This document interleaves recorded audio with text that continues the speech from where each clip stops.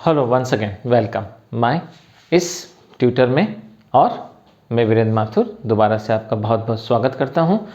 आज आईआईटी के मैथमेटिक्स के इस वीडियो के सेकेंड एडिशन में today we will discuss about fx equals to x square once again polynomial function. मेरे फर्स्ट वीडियो में आपने देखा होगा, नहीं देखा है तो जरूर ऑब्जर्व करें। Only we will discuss about the technical graph, we will discuss number of informations, JEE में इसका क्या वेटेज होता है, ग्राफ से हम कैसे प्रॉब्लम सॉल्व कर सकते हैं, कैसे हम नंबर ऑफ प्रॉब्लम्स बहुत इजीली बना सकते हैं। This is the motive of this video. आप इसका मोटिव यही है कि आपका फंडामेंटल इतना स्ट्रॉन्ग कर दिया जाए, बाय ग्राफिकली आप क्वेश्चंस को समझ के फ्रेम करके उसको इजीली सॉल्व कर सकें। So polynomial function fx equals to x square, this is the geometry of x square. Usually आप 11th क्लास में होंगे तो आपने सीखा होगा, दिस इज द पैराबोला। ये एक प्रकार का पैराबोला है। यहाँ पे हमें इसका एक ग्राफ दिख रहा है और इससे रिलेटेड हमें जो इन्फॉर्मेशन फ्रेम करना है, इसके बारे में हमें जो जानना है, चलिए हम डिस्कस करते हैं।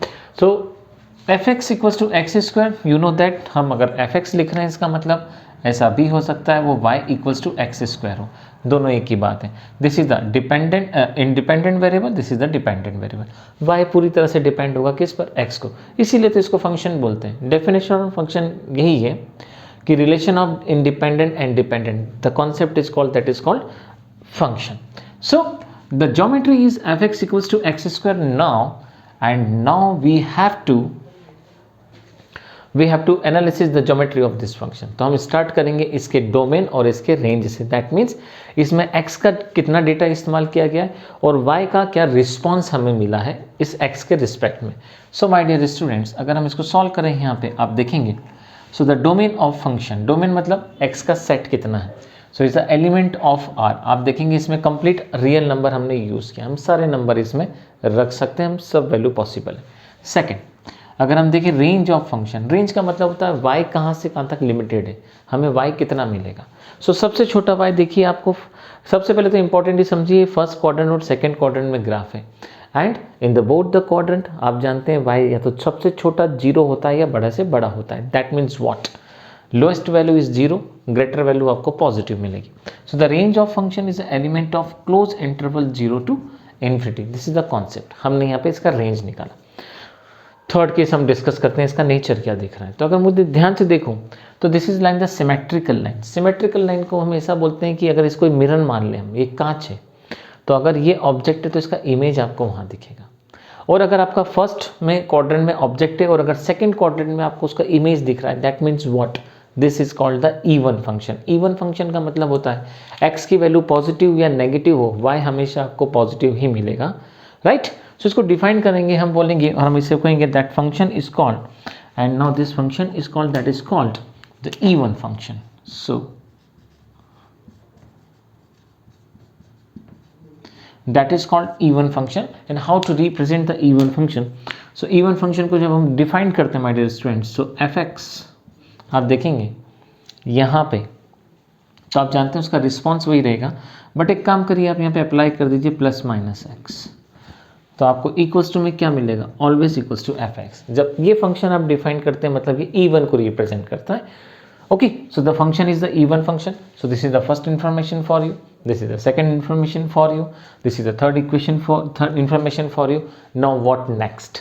अगर मैं आपसे कहूँ what about the symmetrical line? Symmetrical line इसमें क्या होगी? So the next will be symmetrical line. Symmetrical line y axis. So आप देखेंगे this is for the next information. जो symmetrical line आई वो आई हमारे पास y axis. Now what next? अब इसके आगे अगला क्या? अब आप देखिए यहाँ पे तो ग्राफ ऊपर से नीचे की ओर आ रहा है। The graph is downing from up to down, ऊपर से नीचे की ओर आ रहा है। इसका मतलब हम देखेंगे y की ये सब पॉजिटिव वैल्यूज है और लेंथ धीरे धीरे घटती जा रही है। इसका मतलब x तो इंक्रीज होगा। आप जानते हैं यहाँ पे x की वैल्यू अगर सपोज -10 है तो ये -9, ये -8, x इंक्रीज होगा, but with respect to x आप देखेंगे length of y is decreasing. So हम कह सकते हैं ये वाला जो इंटरवल कहलाएगा my dear student, that is called the decreasing function, यहाँ से यहाँ तक। सो अगर हम इस इंटरवल की बात करें, सो हम देखेंगे नेक्स्ट इंफॉर्मेशन जो आपको मिलेगी, that is called the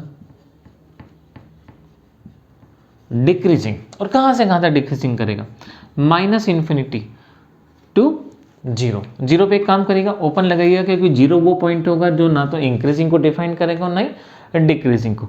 so आप चाहें तो यहाँ पे ओपन क्लोज भी लगाएंगे तो कोई प्रॉब्लम नहीं है। सो इस पॉइंट इस तरह से हमने देखा कि यहाँ से लेके यहाँ तक अगर हम डिफाइन करते हैं, पर आपको यहाँ डिफाइन करना पड़ेगा x के वैल्यू को। तो x is a element of minus infinity to zero. यहाँ पे ग्राफ देखेंगे तो y छोटा होते जाएगा, the function is a decreasing function. But हम देखते हैं the next format is a